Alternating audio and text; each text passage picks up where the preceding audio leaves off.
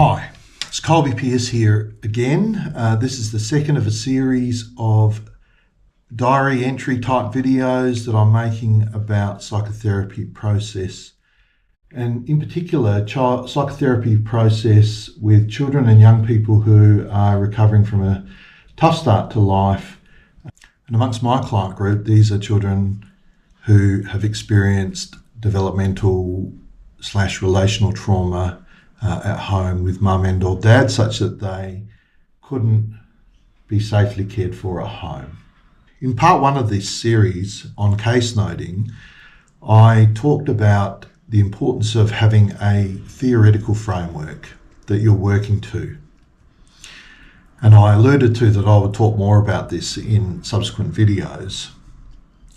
Now, the definition that I like to use for psychotherapy is that it involves the application of psychological knowledge and techniques to the therapeutic remediation of a client's presenting difficulties.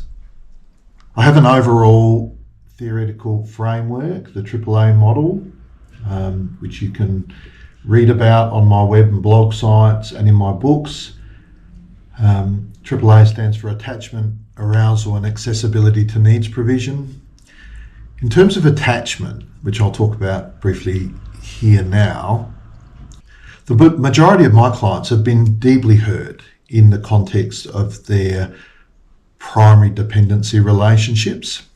And indeed, some have also been hurt again and again as placements have become troubled and broken down, and they've cycled through placements in the out-of-home care system. So by the time they come to see me, they're often highly defensive about relational connection. And this tends to be at the heart of the presenting behaviours of concerns for which they are often referred to me. So alongside defensiveness about relational connection, the children and young people that I see present with a set of internal working models or attachment representations, as I refer to them. So these are beliefs deeply and generally subconsciously held about self, other and world that influences the way in which the child or young person approaches life and relationships.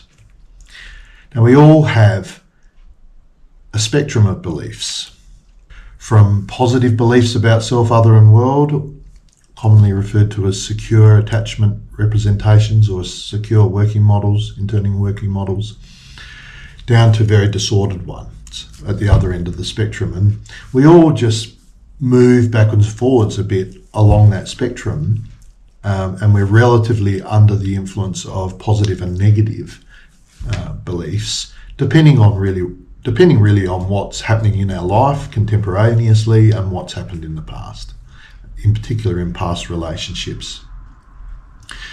So a person who's had a conventional nurturing upbringing, they predominantly sit up the secure end of that spectrum of attachment beliefs.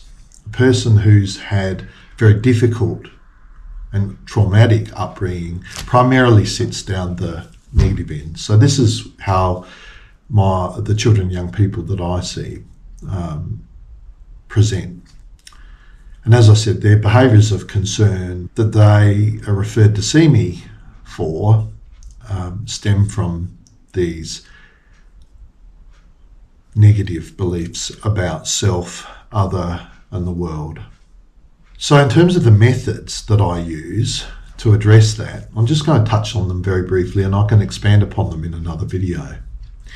The first is, I think of relational trauma, the impacts of relational trauma, as being a bit like a phobia, where the phobia is relational connection. So our children and young people present very defensively about relational connection and exhibit a range of transferential behaviours that are problematic in terms of their contemporary relationships. So in psychotherapy service provision, I deliver what psychologists and others know to be the best methodology for the most evidence-based methodology for addressing a phobia, which is exposure, graded exposure. So I deliver, in a graded way, exposure to relational connection, building up to quite an enriched experience of relational connection for the young person that is alongside that experienced as fun and safe and satisfying for them. So exposure is a key component. The other thing that I do, and bearing in mind the child or young person's often subconsciously held negative attachment beliefs about themselves, other people and their world, I attempt to facilitate during therapy experiences that directly challenge that. Directly challenge the idea that they're unworthy, unacceptable, and incapable. Directly challenge the idea that adults are unkind, unresponsive, untrustworthy, and that they're unsafe in the world. Now I do that through play and other activity. It needs to be about the child or young person's experience of the interaction more so than what we say to them about their worth, the trustworthiness of others and their safety in the world. They'll easily discount the things that we say about those topics. They find it harder to discount direct experience that they are a worthy, acceptable, adequate and competent child or young person, that adults are kind and understanding and can be trusted, and that they can be safe in the world.